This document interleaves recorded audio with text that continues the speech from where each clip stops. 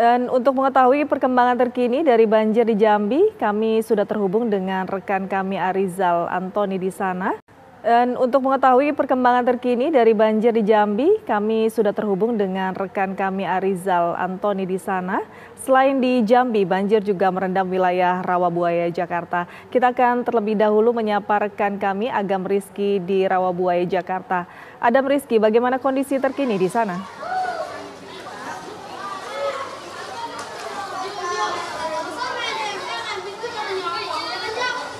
Adam.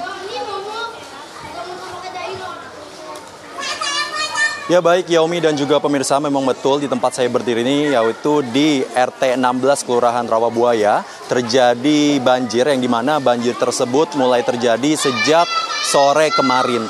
Dan kami juga melihat hingga saat ini banjir sudah ada di ketinggian 30 cm hingga di bawah lutut orang dewasa. Dan jika kita melihat memang sumber dari adanya kenaikan di Kelurahan Rawabuaya ini yaitu terjadi akibat air hujan yang turun sejak kemarin di daerah Jakarta dan sekitarnya dan juga meluapnya sungai kali tepatnya di Kali Angke begitu. Dan hingga saat ini kami juga masih melihat sejumlah warga masih belum memindahkan atau berpindah ke daerah yang lebih aman begitu, karena jika kita melihat sejak tahun kemarin menurut ini untuk sementara demikian Yomi.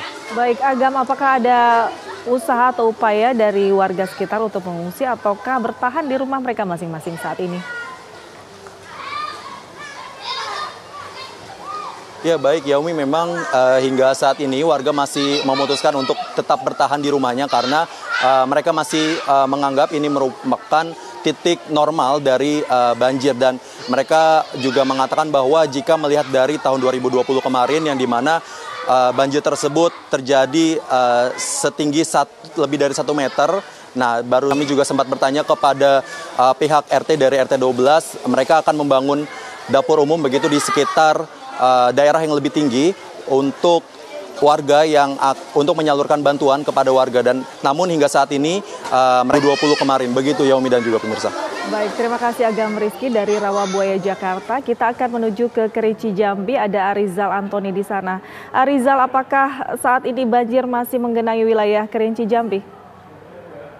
Ya, Yaumi dan pemirsa TV One, hingga hari ini memasuki hari ke-17 banjir yang terjadi di Kabupaten Kerinci dan Kota Sungai Penuh. Dan kita bisa lihat sendiri kondisi saat ini di belakang saya adalah merupakan salah satu lokasi tempat di mana jalur utama atau jalur poros yang masih tergenang oleh air. Dan hingga saat ini di Kabupaten Kerinci dan Kota Sungai Penuh masih terendam banjir. Yang untuk Kabupaten Kerinci yang saat ini sebelumnya ada 13 kecamatan yang terendam, ini mulai surut dan hanya tinggal 3 kecamatan yang terendam. Sedangkan untuk 6 kecamatan di langsung dari Kerinci, Jambi. Dan sebelumnya ada rekan Agam Rizky dari Rawabuaya, Jakarta. Terima kasih.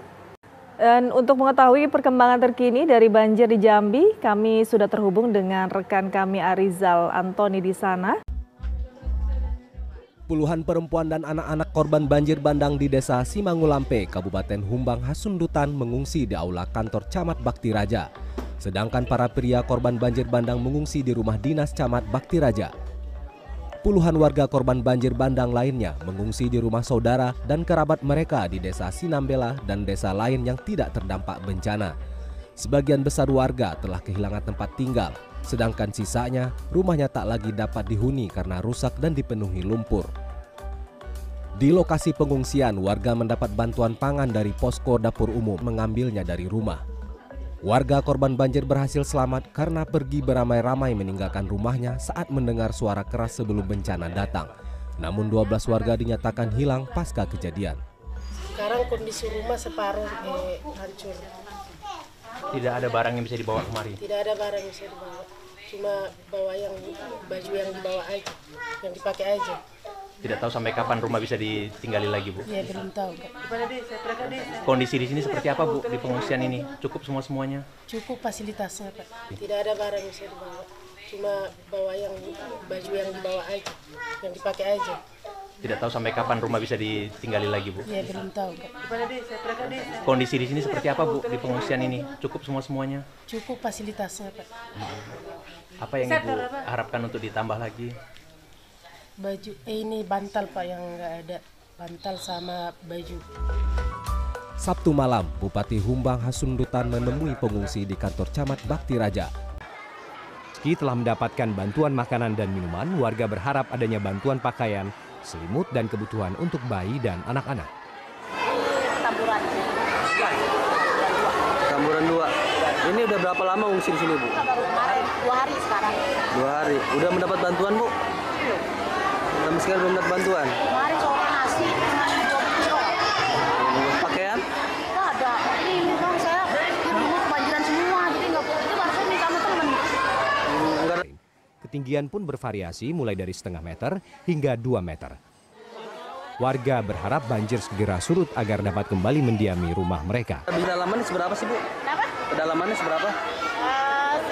Kepala ya, paling dalam kepala. Kepala. Nah, belum tuh, paling kalau makanan udah, kalau bantuan masalah baju, pempes, sama ini belum.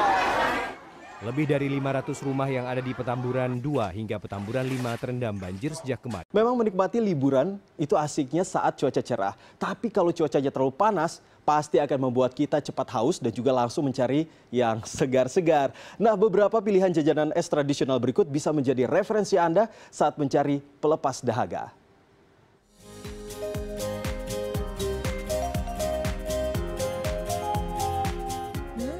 Melihat bentuknya jadi tak sabar untuk mencicipi jajanan tradisional khas Betawi ini.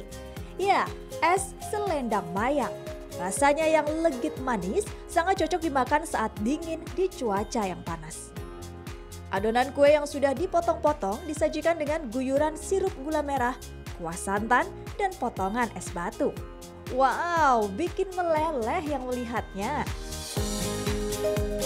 Jika Anda ke Jawa Barat, Anda harus mencicipi yang satu ini. Es oyen. Jajanan tradisional Jawa Barat ini berbahan dasar alpukat dan kelapa muda.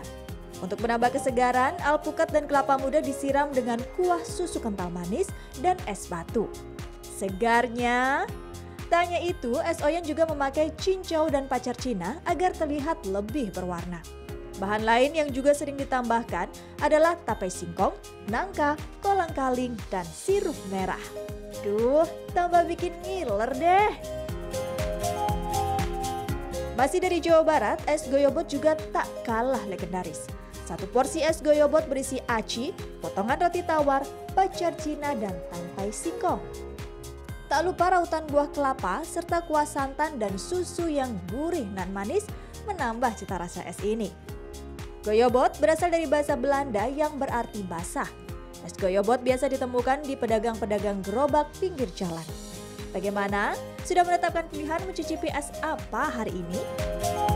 Memang menikmati liburan itu asiknya saat cuaca cerah. Tapi kalau cuacanya terlalu panas, pasti akan membuat kita cepat haus dan juga langsung mencari yang segar-segar. Nah, beberapa pilihan jajanan es tradisional berikut bisa menjadi referensi